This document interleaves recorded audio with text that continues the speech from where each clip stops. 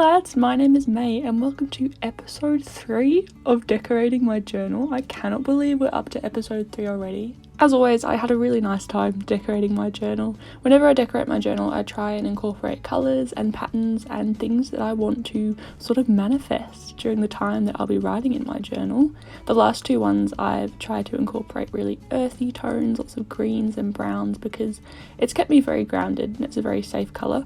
But for this one I thought I'd try something a bit different, so you'll see what that is soon. But to start off with, I was trying to do a layer of white paint to sort of take away the harsher colours on the journal itself. I had made this mistake a lot in decorating journals in the past and I just wanted a nice clean base to start off with, but this did take a couple of coats, as you will see.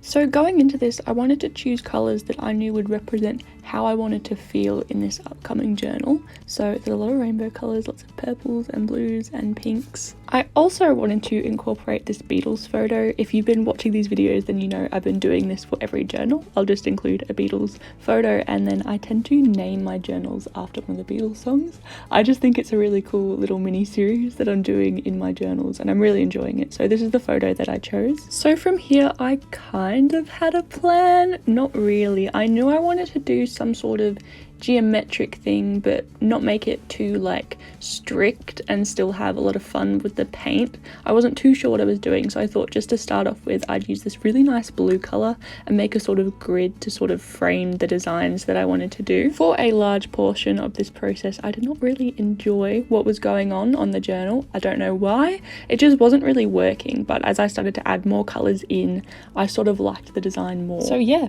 I just kept on adding colours in no particular way. I did end up doing like a rainbow pattern because it just makes me more relaxed to see everything in the correct order, but that's okay. As I said, I didn't really like what I was painting as I was painting it, but my main plan was sort of just to get down the base colours that I wanted and then go back and fix it later. And as I was painting this, I sort of started to think about this and I realised this is literally how I handle everything in my day-to-day life, particularly with things like writing. With writing my book, I tend to just like get down what I need to get down, no matter if it's terrible, and then I'll go back in and add in the finer details and polish it up and make it the product that I want it to be. And that is definitely what I did here. So as you can see, I did let it dry and then I did do another coat just to make the colours a bit more opaque. And then I tried to go in and start adding all of the minor details to polish up the product, as I said. I got it, Joe! Do you want to see how I did it? You ready? Hope I can do it. Absolutely. How easy was that? Oh my god. You just can't get a good grip. I know.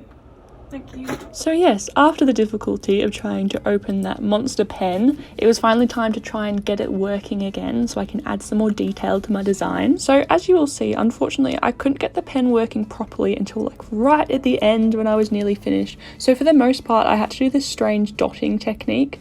So none of the lines are really smooth or straight. You can definitely see that I had trouble working the pen, but that's okay. I don't really mind. As for the main decoration with this white pen, my go-to sort of drawing doodle thing is to do mandala type flowers. I thought it would look pretty cool with the spiral rainbow pattern, and I think it turned out really cool.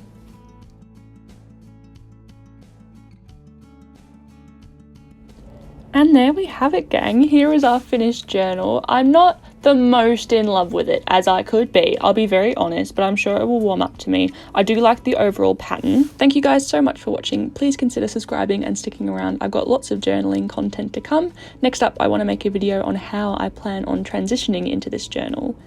As always, my educational article for this video will be linked downstairs alongside my Instagram and everything else. So thank you very much for watching and I'll see you in the next one.